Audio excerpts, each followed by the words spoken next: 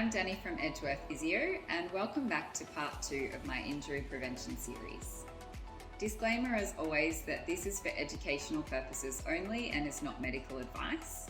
If you have any injuries, you should see a healthcare provider. So today we're looking at preventing and managing pain in the wrists, which I most often see for gymnasts, pain in the back of the wrist in a weight-bearing position. So that might be in a bridge, a handstand, or when we're doing some tumbling, or even in our conditioning doing planks and push-ups.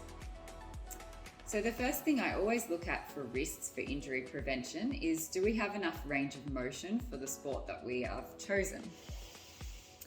So I'm going to get you to try side on either to your camera or to your mirror, having a look at the amount of extension that you have in your wrist, which is this position here.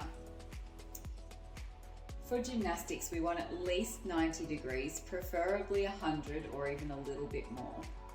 So you can help with the other hand, and we're measuring the angle between the palm and the forearm.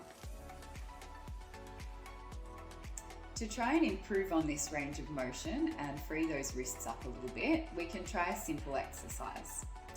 We're going to put our palms flat on the floor with the wrist pointing forwards. If you're quite flexible, you can walk the palms forwards a little bit to do this exercise.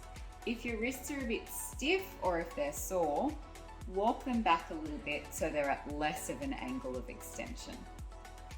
There should be no pain during this exercise at all. If there is, then please stop. And I'm just going to use my opposite hand now to gently lift each of my fingers and my thumb to give them a little bit of an extra stretch out. Again, this should cause no pain, and I'm only going very gently. Once I've done that a few times and everything's freed up, I can then try a little circle over the top of that wrist, just to get a little extra stretch. Again, no pain. And after this, then we want to check that it's worked. So we're going to recheck our range of motion, and hopefully you should have a little bit more.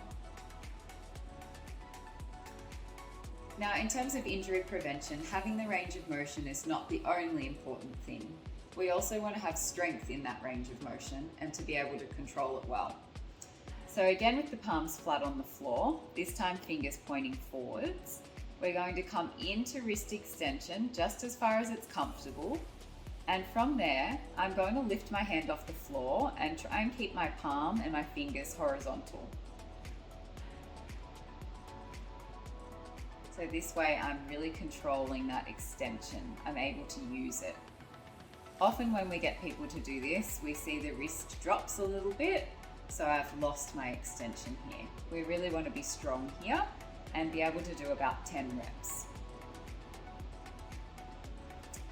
My final tip for wrist pain is to check the position that you're doing your gym activities in.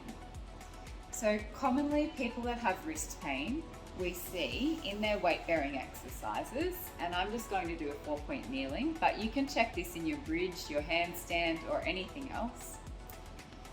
The further forwards we shift our shoulders, the more wrist extension that we're in, so there's a greater load on the wrist. It's a lot easier for our wrists if we bring the shoulders back over the hands, because we don't need as much range of motion. If you're strong and you have plenty of range of motion, then this position is quite safe and it's quite okay. But while you're working on improving your wrist movement, or if you've got any pain, it's worth checking this and just coming back out of that movement a little bit, just to give the wrists a little bit of a break. Thank you for joining me for my next vlog in this series. Keep an eye out for the ones that are still coming up. And if you enjoyed any of these exercises or had any questions, drop a comment below. Thanks.